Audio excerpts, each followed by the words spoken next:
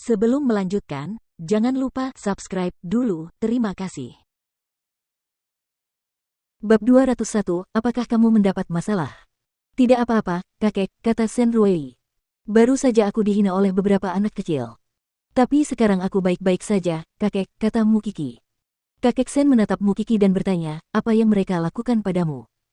Mukiki menceritakan kejadian itu kepada kakek Shen. Namun bagi Shen Ruei, Mukiki hanya mencari masalah. Karena bukan dirinya yang dipermalukan, ia hanya memikirkan untuk menjaga citranya sebagai wanita yang santun. Ia tidak ingin berkonflik dengan siapapun. Tapi Mukiki tidak takut bertarung. Mata kakek Shen menjadi gelap. Dia bertanya, katakan padaku, anak-anak yang mana? Mukiki menunjuk mereka. Kakek Shen mengenali mereka. Dia tahu dari keluarga mana iblis itu berasal. Ini adalah pertama kalinya cucunya menghadiri acara seperti itu dan dia merasa terhina. Dia tidak akan membiarkan hal itu terjadi. Kakek, itu hanya pertengkaran kecil di antara anak-anak. Tidak seserius yang kau kira. Shen Ruei berusaha menenangkan kakek Shen. Jika kau pergi dan mencari masalah dengan mereka, Kiki tidak akan bisa akur dengan mereka di masa depan. Kakek Shen menatap Shen Ruei. Aku tidak pernah berpikir untuk bergaul dengan mereka. Mukiki berkata terus terang kepada Shen Ruei. Kakak Ruei, jika kamu tidak ingin terlibat dalam hal ini, kamu bisa menjauh dariku. Ikutlah denganku, gadis. Kakek Shen berjalan kembali ke rekan-rekannya dengan Mukiki di sisinya. Namun, tindakan Mukiki terlihat oleh orang tua dari beberapa anak laki-laki. Mereka semua berasal dari keluarga besar yang berpengaruh. Jadi, mereka merasa malu. Petugas senior Shen, cucu perempuan Anda adalah seorang pendebat yang hebat. Ini pertama kalinya saya melihat anak saya kalah hanya dengan sedikit kata-kata. Tetapi saya harap Anda tidak keberatan dengan pertengkaran di antara anak-anak. Ayah anak laki-laki yang datang menemui kakek Shen itulah yang sedang berbicara. Kakek Shen menyeringai dan menepuk bahu Mukiki. Dia berkata, orang baik akan tahu apa yang boleh dan tidak boleh dikatakan. Saya khawatir Mayor Jenderal Zhong harus kembali dan mengajari putra Anda dengan baik. Jika tidak, dia akan diceramahi oleh orang lain lagi meskipun dia tidak diceramahi oleh cucu perempuan saya hari ini. Tentu saja, aku tidak akan mempermasalahkan hal sepele seperti itu. Tapi jika cucuku tidak senang, aku juga akan merasa tidak senang. Hari ini adalah hari ulang tahun Pak Tualin, jadi saya tidak akan membuat masalah di partainya. Meskipun saya sudah pensiun, saya rasa kata-kata saya masih ditanggapi dengan serius. Jaga diri Anda baik-baik, Mayor Jenderal Zhong. Kau tidak perlu khawatir tentangku. Tapi aku lebih khawatir tentangmu, Shen Tua. Ini adalah dunia anak-anak muda. Tidakkah kau khawatir cucumu akan menimbulkan masalah besar jika kau terus memanjakannya seperti itu? Mayor Jenderal Zhong tidak akan takut pada seorang perwira senior yang sudah pensiun. Namun kakek Shen tersenyum mantap tanpa rasa takut. Tepat pada saat itu, keluarga Lin mengetahui tentang perkelahian antara keduanya, jadi, putra tua Lin bergegas mendatangi mereka untuk menghentikan perkelahian itu. Ya ampun, apakah kamu bercanda tentang keluarga Lin yang tidak memberimu keramah tamahan yang baik? Kalian berdua adalah tokoh terkenal di masyarakat. Aku harap Tuan Shen dan Mayor Jenderal Zhong akan bersikap baik satu sama lain demi ayahku. Dia bercanda tentang masalah keluargaku. Apakah aku yang harus disalahkan untuk ini? Kakek Shen tegas. Dia perlu dididik jika dia tidak berpendidikan baik. Shen Tua, jangan terlalu berlebihan. Mayor Jenderal Zhong tidak ingin kalah. Tapi aku mau. Atau cucuku akan diganggu oleh putramu. Kau tidak punya hak untuk berdebat denganku. Wajar saja jika setiap orang akan melindungi anak-anak mereka sendiri.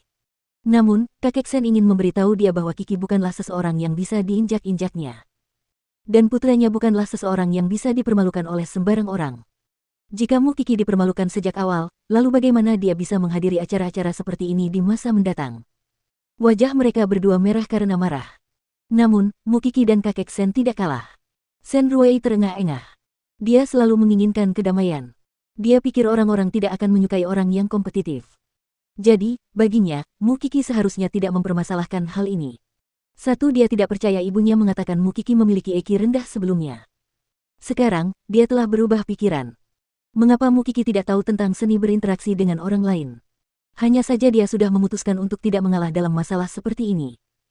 Berpura-pura tersenyum kepada seseorang yang telah menginjak-injakmu bukanlah memiliki EQ yang tinggi. Itu adalah kebodohan belaka. Tidak peduli kapan hal itu terjadi, bahkan setelah 100 tahun, dia tidak akan membiarkannya berlalu begitu saja. Semakin banyak orang membicarakan Mukiki di jamuan makan. Ada yang memujinya dan ada yang mengkritiknya. Namun, Mukiki tidak peduli dengan apa yang mereka pikirkan tentangnya. Dia hanya ingin menjalani hidup bahagia. Tiba-tiba orang banyak menjadi gelisah. Mukiki melihat ke arah pintu masuk dan melihat seorang pria berjas hitam. Dia berjalan anggun ke aula bersama Jing Yun. Dia adalah Seng Xiao. Bukankah seharusnya putra keenam yang hadir? Para tamu menatap tajam ke arah putra mahkota Huang Yao. Dia adalah orang terkenal, jadi dia selalu menjadi pusat perhatian kemanapun dia pergi. Mukiki dan Seng Xiao saling berpandangan. Beberapa orang di ruang perjamuan menyapa Seng Xiao, tetapi dia mengabaikan mereka. Ia akan menyapa para tetua. Sedangkan bagi mereka yang dianggap tidak penting, ia akan berpura-pura tidak ada di sana. Mukiki takut hubungannya dengan Seng Xiao akan terungkap. Dia menoleh untuk melihat Shen Ruei. Sesaat, dia melihat cara Shen Ruei memandang Seng Xiao. Matanya penuh dengan kekaguman. Dia terkejut dan senang melihat Seng Xiao. Dia tiba-tiba menyadari mengapa Shen Ruei ingin dekat dengannya. Pantas saja Shen Ruei mengetahui nama Inggris Seng Xiao. Mukiki mengalihkan pandangannya. Seng Xiao berjalan ke arah kakek Shen. Paman Shen, kamu juga di sini. Kakek Shen menyeringai. Seng Xiao adalah orang yang cerdas. Dia sudah menebak apa yang sedang terjadi sekarang dengan mengamati sekelilingnya. Dia menepuk kepala Mukiki, sebagai cara untuk memberitahu semua orang bahwa dia dilindungi olehnya. Apakah kamu mendapat masalah? Tidak juga. Dia hanya diganggu. Kakek Shen menoleh dan menatap Mayor Jenderal Zong. Seng Xiao tahu apa yang ingin disampaikan kakek Shen kepadanya. Dia tersenyum dan berkata, biarkan aku yang mengurusnya, Paman Shen. Setelah itu, kamu bisa menikmati pestanya. Kalau begitu, kamu harus merawatnya dengan baik. Kakek Shen berkata, jika dia dikritik oleh yang lain lagi, aku akan menyalahkanmu. Jangan khawatir. Aku suka berurusan dengan orang-orang yang tidak suka mengatakan hal-hal baik.